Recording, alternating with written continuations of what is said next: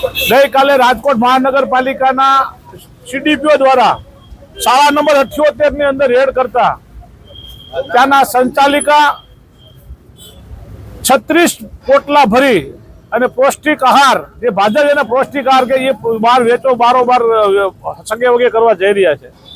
આને આ કૌભાંડ આ એકલો ખાલી એક વોર્ડનું નથી, આ વોર્ડ નંબર 6 છે। આવું આખા રાજકોટમાં ચાલે છે, રાજકોટ જિલ્લામાં ચાલે છે, ગુજરાત રાજ્યમાં ચાલે।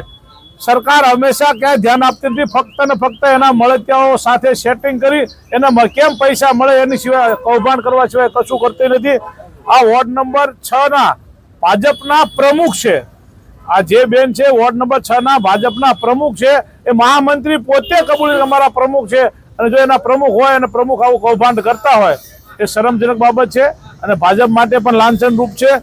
ઓલરેડી સરકાર હલકી ગુણવત્તા વાળું તો આપે છે જમવાનું, કારણ કે નાના અને પછાત ને ગરીબ માણસોના વિસ્તારમાં તમારે બહેનો હોય, આ બહેનોને અને એના બાળકોને જે પૌષ્ટિક આહાર મળવો જોઈએ પૌષ્ટિક આહાર પૂરતો મળતો નથી, પૂરતી ગુણવત્તા વાળો મળતો નથી, વારંવાર ગુણવત્તાની ચેક કરતા પણ નથી મળ્યું। એટલા માટે અમે એ કહીએ છીએ કોંગ્રેસના રાજકોટના નગરસેવક તરીકે હું રાજકોટના કમિશનરને અને કલેક્ટરને બંનેને પત્ર લખવાનો છું। એટલે રાજકોટ જિલ્લાની જે સુધારો કરવો જિલ્લા માટે કલેક્ટરને પત્ર લખવાનો છું અને રાજકોટ મહાનગરપાલિકાના કમિશનર આની ઊંડી તપાસ થાય, મોટી ગેરરીતિઓ આમાં બહાર આવશે અને ભાજપના મોટા નેતાઓ આમાં અંદર બહાર હાથ આવશે એવી મારી પૂરેપૂરી દહેશત છે।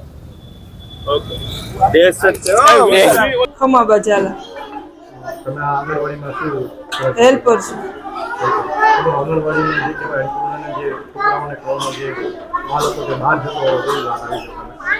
બને જ નહીં સાહેબ, અમાર માલ એ 12:45 અહીં ઉતરો છે, 36 બાચકા ઉતરો છે અને અત્યારે આ પડ્યો।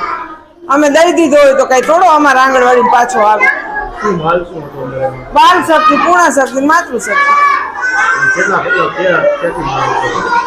અમારા આવે છે ત્યાંથી જ દર મહિને આવે 40 બાચકા। એ વસ્તુની કોઈ મને ખબર નથી સાહેબ। 40 બાચકા કહું તો શું, આ ઓછો થઈ ગયો 36 બાચકા। હવે અમે એને પૂછ્યું પણ એ હવે ઉપરથી એ ઓછો આવે એનું કાંઈ નહીં, અમારું કાંઈ ન ઓલું કરવું જોઈએ। હવે એ તો અમારા વર્કરને ખબર હોય સાહેબ, રજા ઉપર છે નજમાબેન પઠા,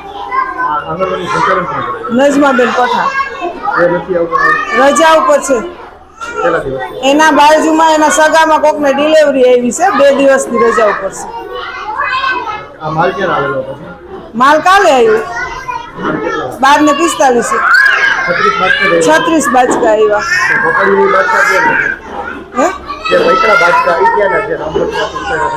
એ વસ્તુની ખબર જ નથી ભાઈ, એ તો તમને હું કહું છું કે અમે ઉતારીને ગયા હતા ને આ પડ્યો તમારી નજર સામે। કોઈ વર્કર હેલ્પર સાથે પર્સનલ એવા એલિગેશન નથી। ઇસઝોનની કોઈ પણ આંગણવાડી બીજા આંગણવાડી કાર્યકર તેડાગરને પણ તમે લોકો પૂછી શકો છો કે બેન ક્યારેય કોઈ ભેદભાવ રાખે છે કે કોઈ તમારા ઉપર આક્ષેપો કરે છે કે કોઈ તમારી પાસે ઉઘરાણું કરે છે? બેન, વર્કરનું એવું કહેવાનું છે જો બેન સાચા હોત તો એનો તાત્કાલિક પોલીસ બોલાવી જોઈએ ને, જથ્થો ઝડપી પાડ્યો હતો। આપણે પોલીસ કેમ ન બોલાવી? મેં મારા ઉપલા અધિકારીને પણ જાણ કરી હતી અધિકારીનો વાત છે એ ન બોલે, અને મેં એમને પણ કીધું હતું કે અહીંયા આવો। બેન, એક આ ભાજપના પ્રમુખ છે, વોર્ડ પ્રમુખ, એ આંગણવાડી ચલાવી શકે તો શું કહો છો? કારણ કે તમારા શું નિયમ, કાયદો શું છે? ચૂંટાયેલી પાંખ તરીકે જો કોઈ હોય તો એ આંગણવાડી કાર્ય તરીકે ફરજ ન બજાવી શકે। બેન, તમે આ જથ્થો પકડો, ભાજપના વોર્ડ પ્રમુખ હતા, તમને ભાજપમાંથી કોઈનો દબાણ માટે ફોન આવ્યો? હું જ્યારે ત્યાં હતી ત્યારે એ નજમાબેનના ફોનમાંથી, આંગણવાડી કાર્યકરના ફોનમાંથી કોઈકનો ફોન હતો મને, એટલે દબાણ એ મારા ફોનમાં એમને એવું કીધું હતું કે બેન જોજો। એટલે મેં કીધું કે ભાઈ તો આમાં હું જોવા રહું તો મારી નોકરીની જવાબદારી કોની? બેન કઈ ધમકી આપી તમને? હા, એને ત્યાં અત્યારે તો કઈ ધમકી નથી આપી, પણ ત્યારે મને ફોન ઉપર વાત કરાવી હતી। રાજકીય દબાણ એ સિવાય મારી ઉપર કોઈના ફોન નથી આવ્યા। શું વાત થઈ હતી? તમને શું એવી બધી કઈ ખાસ વાત નથી થઈ। ઓકે।